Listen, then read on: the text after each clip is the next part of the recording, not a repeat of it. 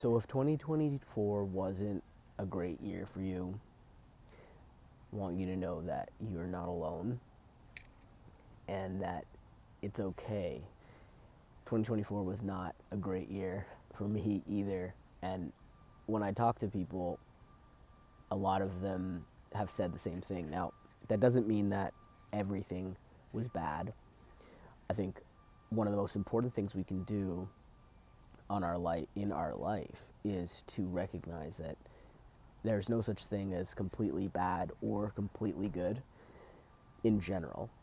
If I look at 2024 myself, there were good things too. I had a film come out, it had a theatrical run, I got to go to a bunch of film festivals, I had some really great clients that I got to work with, and I, made some money and I made some YouTube videos, and I did do things that I wanted to do, and there were good things, good days, and I'm sure you have the same thing if you were to really take stock of all of your time and all of your days and everything that happened. But at the same time, there are things that I was kind of dreading the new year actually because I didn't want to get here because there were things that I still wanted to happen that I put the intention out last year and I was pretty confident would happen and they didn't happen. And that can be a very, very disappointing thing to feel and a very disappointing experience that I've never really had to this degree. However, New Year's came. Here I am, January 2nd, still standing. And it's important to, if you are watching this video and if you did feel like you didn't have the best year and there were things that you wanted to happen that didn't happen, I want to encourage you and tell you what I've been doing, because if you want 2025 to be different, then we have to not bring the energy from 2024 into 2025, which meant come New Year's Day, leaving behind whatever energy is holding you back, was making you feel small, was making you feel unaccomplished, was making you feel victimized by life, or however you're feeling or we're feeling about 2024 not ending great, and start with a different approach, a different energy, because you don't have to take last year into this year. You don't have to take yesterday into tomorrow, although we do. A lot of the time, at least this is my experience, is you wake up and you feel all right, and then immediately you're kind of like, wait, something was wrong, like yesterday or last week or last month, or just there's something wrong, and then you remember, and then you get caught in thoughts of all the things that aren't working out and things like that.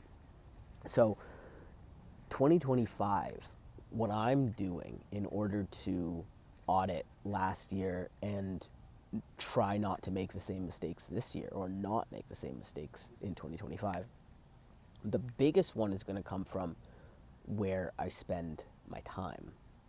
That's one of the biggest takeaways I took away from 2024, is that where I spent my time, not that it was all bad, but there are adjustments that I need to make. And so I'm going to tell you what those adjustments are, because I would highly encourage you to think about doing something similar, and making a similar change if, for instance, there were things, as I said, that you wish would have happened in 2024 and they didn't. And so for me, my biggest one is how I spend my time, particularly at my desk, but how I spend my time in general. I feel like I'm fairly good at my time, but if I really were to audit it, I'm not that great at it. And by that I mean, I find myself getting distracted. I find myself losing focus. I find myself sometimes I sit at the desk to do something, and then instead of doing that, I'll do something else. Or I will multitask on a number of things at the same time, and I'll go from my list to, like, watching something to, and then I gotta get up, and then it's like, oh, and then I want more coffee, and then, I don't know if I'm ADD or what, but I find it a challenge to focus, because part of me probably thinks that if I focus, I have to focus for like long periods and hours at a time when you really don't. So my message to you for 2025 today and for 2025 and how you think about your time and the things that you do is it's not about working longer. It's not about working harder. It is, though, about working more intentionally. It is about recognizing what things in your day lead to the most success, spending time on those, and attempting not to get distracted.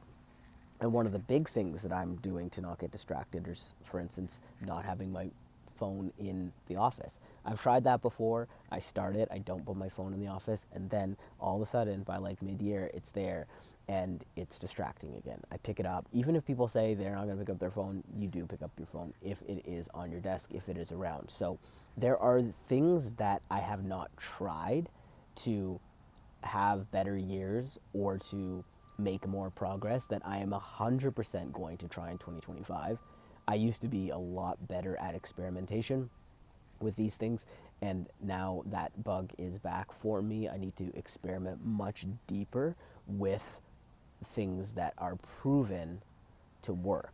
I don't want to spend all day working, but I do want to spend time on the things that matter to me the most and are the most important things right now. So for me, that looks like, making videos like this is important. Talking to clients is important, whether it's via message or via voice note or whatever. And making new relationships basically, and, and meeting people, meeting other entrepreneurs, meeting other brands, whether, because I mean, that's how I get work, right? Whether it's to do rebrands or to make videos for people or just to, consult people on their content strategy and story and their brand storytelling, which is what I've been doing for the last number of years. I need to talk to people. And so those things are most important work-wise. Then there's the stuff that's most important spiritually, right? Which is the meditation, the reading, and the inner work, the self-mastery, the development, the increasing of confidence, the increasing of self-worth, the increasing of connection to the world from on a spiritual level. So that's the other bucket. So there's the work bucket, and then there's the spirituality bucket, and just making sure everything feels good, because I've also been in situations, if you've been following me for a while, where, a few years ago, work was really great, but my spirituality was in the tanks. Like, I had more money than ever, and I felt more disconnected than ever, and I don't want that to happen again. So I've been working for the last couple of years on how do I find that balance? How do I make sure that I'm serving or I'm fueling both buckets? And so if you're going into 2025 and you're like, I want 2025 to be an incredible year for me, though, these are the things that I'd recommend. I'd recommend stopping doing the stuff that is just literally sucking your time and also making you not feel great. For me, that was like scrolling social media, reading too much of other people's stuff on the internet, and being overly distracted, feeling just pulled in many directions. So fixing that. And then followed by making sure that you can keep doing the stuff, really keep doing the stuff that fuels you up. Not just work-wise, but emotionally, mentally, spiritually. Again, whether that's reading, whether that's meditation, maybe it's going to the gym, maybe it's other forms of, maybe it's playing a musical instrument. If you don't allow for that creativity, if you don't allow for that time away, and you don't just fill it with stuff that, again, literally brings you nothing and takes you nowhere, then you're probably going to feel, you're not just going to feel bad, but you're going to end up in the same situation, which I found myself in at the end of the year, which was, dang, why didn't these certain things happen? And again, not everything didn't happen, but certain things didn't happen. So if you want 2025 to be an incredible year where you're feeling emotionally on top of things, you're feeling happy and positive and productive and in your flow and in your genius and proud of yourself, then you need that mix. You need that mix of knowing what your highest leverage activities are and doing those, and when those are done, taking a break. Just doing the other things, doing the creativity, the spirituality, the meditation, the thinking, the walks. I feel like that's going to be the perfect mix of ending next year in a much better place. So, cheers to your growth.